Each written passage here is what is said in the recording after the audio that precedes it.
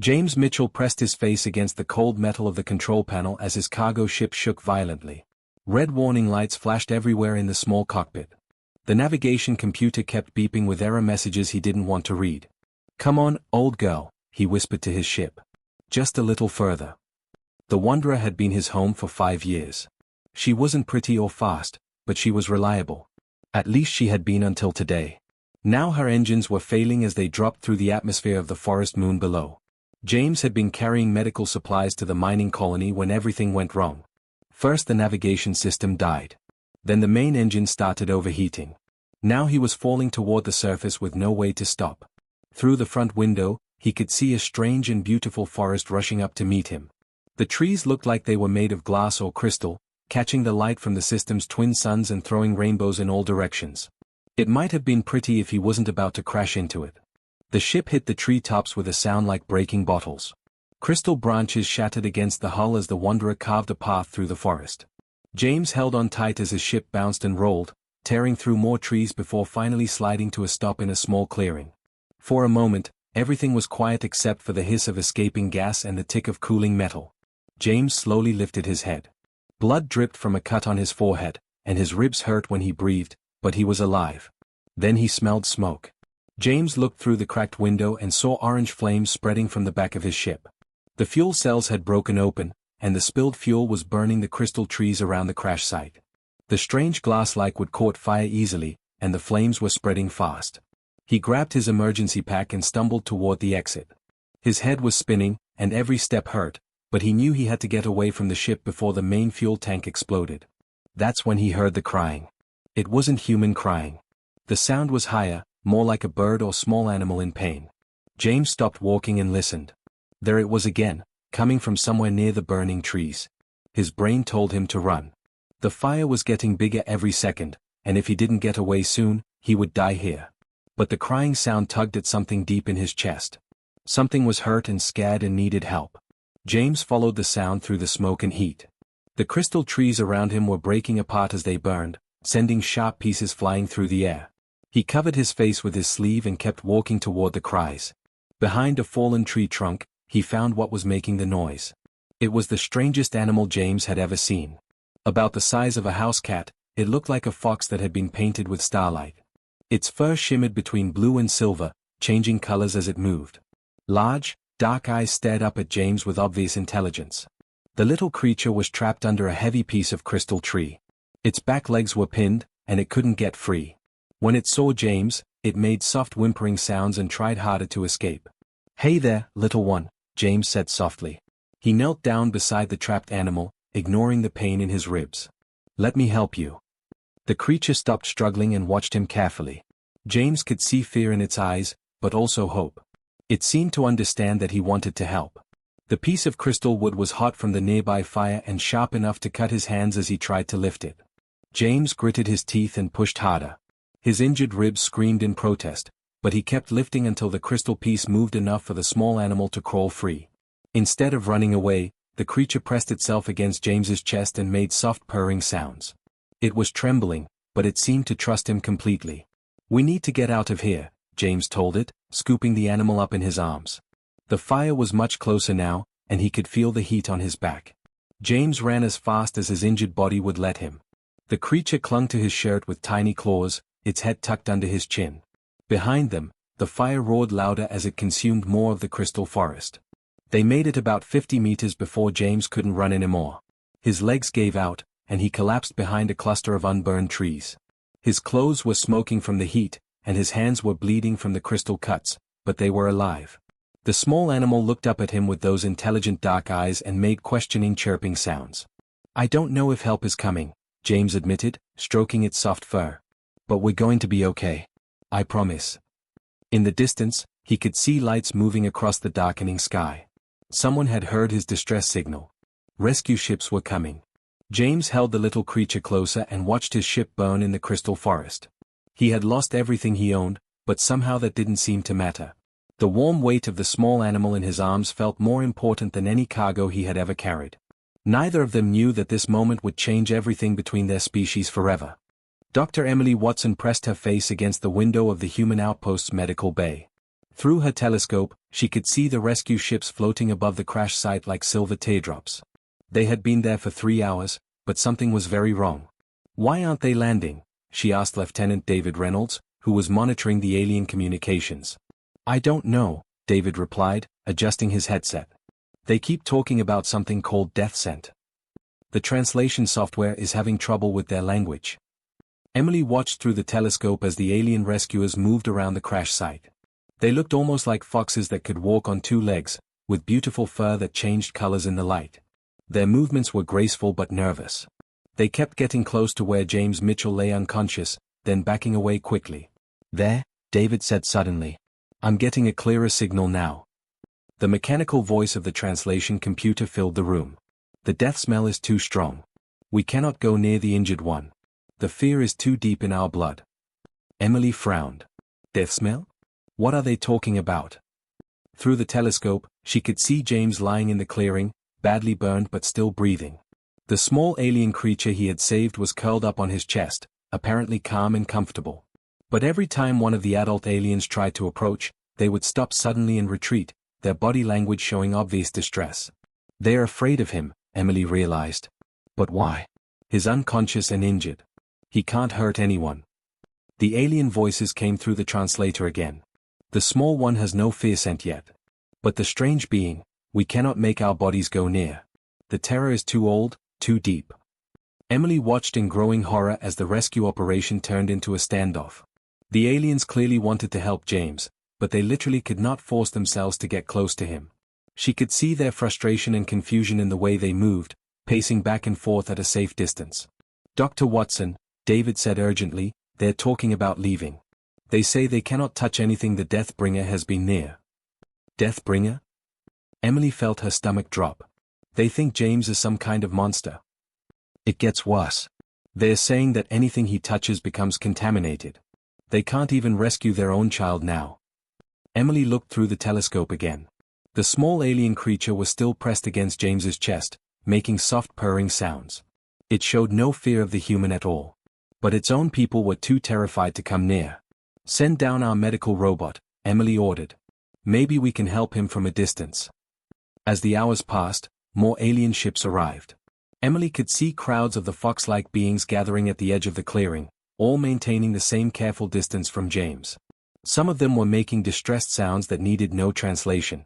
When James finally woke up, his first words over the radio were, "Is the little one okay?" The alien's response, when it came through the translator, was heartbreaking. "The Deathbringer protects Small Pip, but we cannot take back what the Deathbringer has touched. The fear scent marks everything." Emily realized what was happening. "David, I think humans naturally produce some kind of chemical that terrifies them. Like how some animals are afraid of certain smells." "But James saved their child," David protested. "Doesn't that matter?" "Look at them," Emily said sadly. "They know he's a hero. You can see it in how they move, how they try to get closer. But they can't override their biological fear response." Through the telescope, she watched James sitting up slowly, the small alien still in his arms. He was talking to it softly, stroking its fur. The creature seemed perfectly happy, but its rescuers remained frozen at the edge of the clearing. "The young one calls him something different," David reported, listening to the alien chatter. "Not Deathbringer. The translation is Uncle Death." "Uncle?" Emily repeated. "In their language, it means a protective family member who isn't a parent. Someone safe and caring." Emily felt a spark of hope. The child isn't afraid of him. Maybe the adults can learn not to be afraid too. But as night fell and the alien ships continued their vigil from a distance, Emily realized this was bigger than one rescue. James Mitchell's act of heroism had created the first contact between humans and an alien species. And that contact had gone terribly wrong. The aliens saw James as both a hero and a monster. He had saved their child, but their instincts told them he was the most dangerous thing they had ever encountered.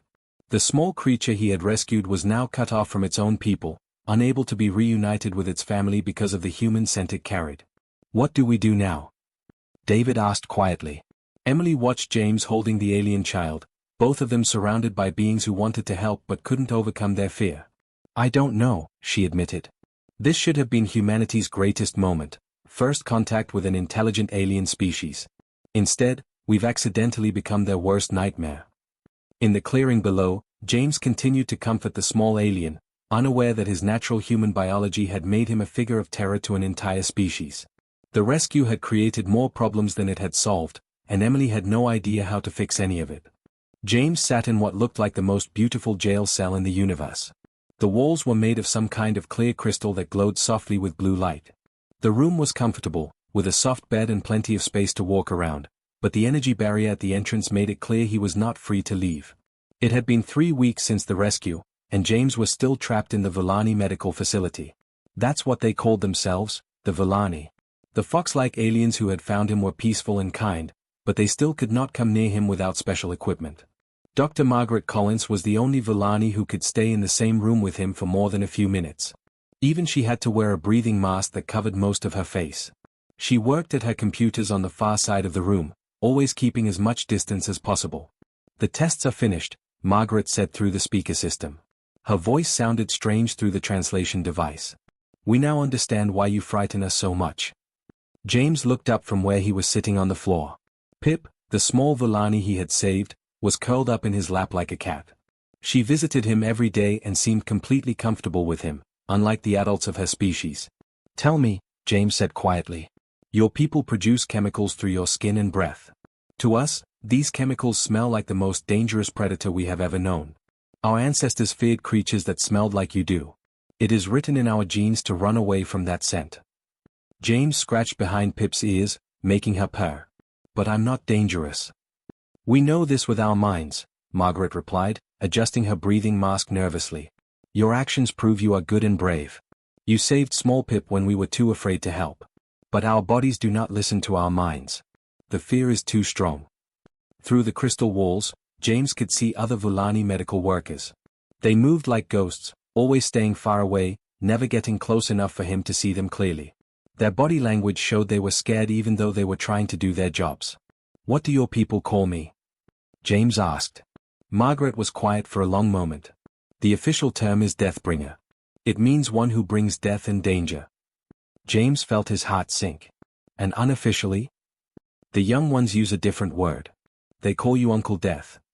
James blinked in surprise. "Uncle?" "Yes. In our language, uncle means a family member who protects and cares for the young. It is a word of love and respect." Margaret paused. Small Pip started using this word. Now other young ones use it too. As if she knew they were talking about her, Pip looked up at James and made happy chirping sounds. Over the past few weeks, more young Villani had started visiting James. They would approach his cell slowly, fighting their natural fear, but Pip would always greet them and show them it was safe. "Uncle Death has gentle hands," a youngster named Brooke had said during her first visit, letting James look at a small cut on her paw. "Uncle Death knows good stories," added River, who loved hearing James talk about space travel and other worlds. The adult Villani watched these visits through their security cameras with amazement. Dr. Collins had started recording everything, realizing she was seeing something that had never happened before in Villani history. "The children are teaching us something important," Margaret told James during one of their daily meetings. "They see past the fear scent to something else. When we study you with our machines, we find that your scent changes when you are with them." James was helping a group of young Villani fold paper into airplane shapes. "Changes how?" "When you show kindness, when you protect them, when you care for them, your body produces different chemicals. The fear scent is still there, but there are other scents mixed with it. Chemicals that speak of protection and love." James smiled as he watched little Storm try to fly her paper airplane. It crashed into the wall, and she giggled as she ran to pick it up. "Maybe that's what makes humans different," he said. "We can smell like danger but choose to protect instead of hurt." More young Villani had started coming to see him each day.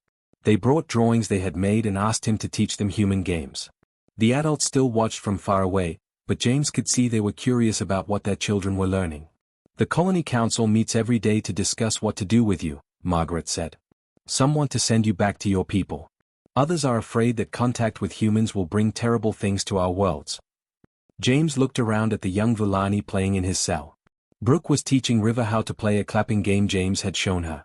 Storm was trying to build a tower with blocks. They looked happy and unafraid. "What do you think will happen?" James asked. Margaret removed her breathing mask for a moment, something she had never done before. She took a quick breath of unfiltered air and put the mask back on, but James saw her ears twitch and what he had learned was a Vulani smile. "I think," she said carefully, "that the children might be wiser than the adults. They are showing us that Deathbringer and Protector can be the same thing." James held Pip closer and watched the other young ones play. Maybe there was hope after all. Dr. Margaret Collins walked into James's room without her breathing mask for the first time in 4 months. Her fox-like face was fully visible now, showing the silver and blue patterns in her fur that James had never been able to see clearly before. "The council has made their decision," she said, her real voice much softer than the mechanical translator had made it sound. James looked up from where he was teaching a group of young Vulani how to play a simple card game. Pip sat on his shoulder as always, and 6 other youngsters were scattered around the crystal floor, all focused on their cards. "Let me guess," James said with a small smile. "Still too dangerous to release." Margaret's ears twitched in what James now knew was laughter. "Actually, no. You are no longer classified as Deathbringer. Your new official title is Death Defeater." James raised his eyebrows. "That sounds only slightly less scary." "But the meaning is completely different," Margaret explained, settling down on the floor with them. Several of the young Vulani immediately crowded around her, happy to see their favorite doctor joining the game. A Deathbringer brings death to others. A Death Defeater stands between death and those he protects. The change had started 3 weeks ago when Brooke had fallen while playing and badly scraped her knee. James had immediately rushed to help her, his face full of worry and concern. The medical sensors had recorded everything that happened, including the dramatic change in his scent. "When Brooke was hurt, your fear scent almost disappeared," Margaret continued, dealing cards to the children. "Instead, your body produced what our scientists are calling protection chemicals and care chemicals. You didn't smell like a predator anymore. You smelled like a parent protecting their young." James thought about that day. He remembered how scared he had been when Brooke got hurt, how carefully he had cleaned her wound and bandaged it. The little Vulani had stopped crying as soon as he started taking care of her, trusting him completely. "Our people have been wrong about what fear scent means," Margaret went on. "We thought it only meant danger. But fear scent can also mean power. And power can be used to protect just as much as it can be used to harm." The breakthrough had changed everything. Adult Vulani had started volunteering to work with James, using breathing filters and gradual exposure to overcome their instinctive fear. The young ones had become teachers, showing their parents and grandparents that the scary-smelling human was actually safe. "There's more news," Margaret said, watching James help little River arrange her cards. "The council has voted to invite more humans to our colony. We want to build a proper relationship between our peoples." James felt excitement and worry at the same time. "Are you sure your people are ready for that?" "The adults are still learning," Margaret admitted. "But the children are excited. Pip has been drawing pictures of what she thinks other humans look like." She paused. "And we've developed better air filters and fear reduction training for adults who want to work directly with humans." As if she had been waiting for her name to be mentioned, Pip chirped happily and pointed toward the room's entrance. A group of adult Vulani was approaching, more than James had ever seen together at one time. At the front of the group was an elderly Vulani with silver fur and kind eyes. Unlike the others, he wore no breathing mask at all. "This is Elder Thomas," Margaret said. "He leads our colony council." The old Vulani stepped forward slowly but steadily. James could see his hands shaking slightly, but his voice was calm and strong when he spoke in careful English. "Uncle Death," he said. "Our young ones speak of you with great love." James stood up carefully, aware that this was an important moment. "Elder Thomas. Thank you for welcoming me to your home." "You saved small Pip when our own fear kept us away from her," Thomas replied. "You have taught our children that bravery is not having no fear, but doing what is right even when you are afraid." He paused, then stepped closer. "We name you friend uncle to all Vulani young. You are family now." What happened next was something James would remember for the rest of his life. One by one, each adult Vulani stepped forward and briefly touched his hand. For people whose instincts screamed at them to run away from his scent, it was an act of incredible courage. Each touch came with words in the Vulani language that Margaret translated as a traditional adoption ceremony. They were making him part of their family, not just as an individual but as a representative of all humanity. By the end of the ceremony, James Mitchell was no longer a stranded human waiting for rescue. He was Uncle Death, friend uncle, Death Defeater, a protector of the young and a bridge between two very different worlds. Elder Thomas was the last to touch his hand. The children have taught us that sometimes the most frightening smell can come from the most caring heart, he said quietly. James looked around at all the Villani faces, young and old, all looking at him with acceptance instead of fear. Pip purred contentedly on his shoulder while Brooke and River held his hands. Thank you, James said simply, for giving me a chance to prove that different doesn't mean dangerous. Margaret smiled, her ears twitching with happiness. Thank you for showing us that fear and love can exist in the same heart. Captain Tom Harrison stared out the window of his cargo ship as it came down to land at the Villani colony. What he saw below made him shake his head in amazement. Human and Villani workers moved together around the busy spaceport, loading and unloading ships side by side. In the crystal gardens that surrounded the landing area, human children chased young Villani in what looked like a game of tag. Is that really Uncle Death? Asked his daughter Sarah, pressing her face against the window. She was 8 years old and had heard stories about the famous human who lived with aliens. Tom pointed to a tall figure who was watching over a group of children building something that looked like a treehouse. The man had gray hair at his temples and old scars on his hands, but he moved with the easy confidence of someone who belonged exactly where he was. That's him, Tom said with a smile. Though his real job title now is Chief Emergency Coordinator.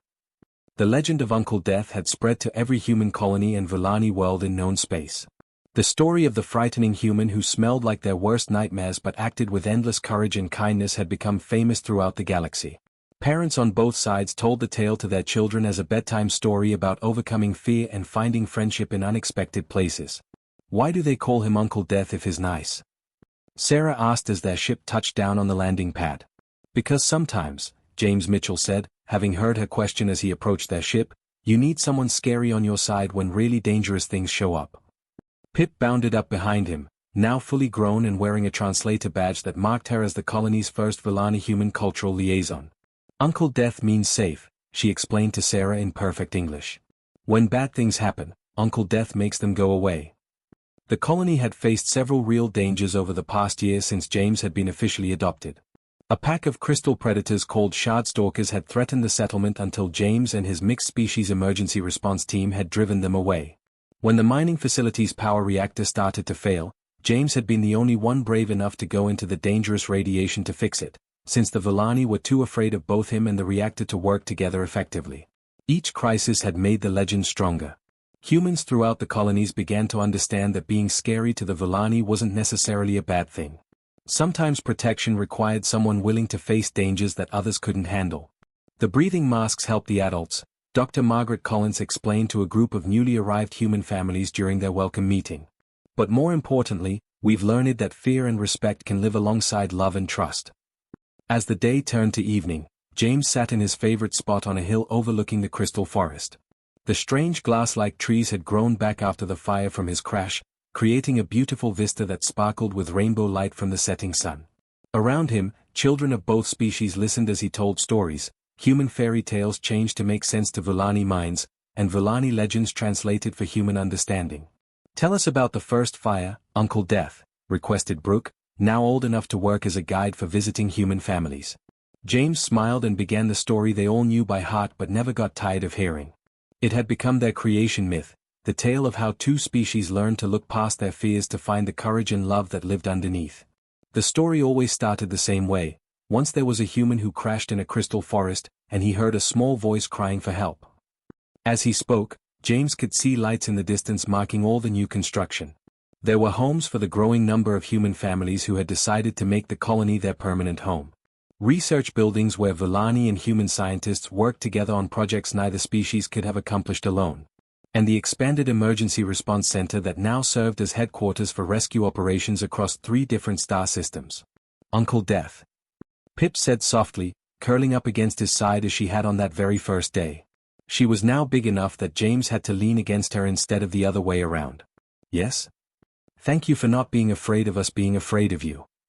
James looked around at all the faces gathered in the evening light, human and Villani, young and old, all part of the same extended family now. Fear hadn't disappeared completely.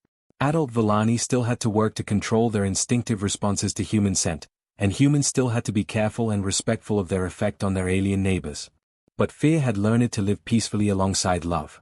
Thank you for teaching me that being scary isn't the same thing as being bad, he replied. As the twin moons rose over the crystal forest, Uncle Death continued his story, surrounded by the family he never expected to find and the legend he never meant to create. He had discovered that sometimes the most powerful thing you can do is save one small life and let love take care of everything else. In the distance, another cargo ship was landing, bringing more families who wanted to be part of this strange and wonderful place where fear had learned to dance with friendship, and where the scariest smell in the galaxy had become the scent of home.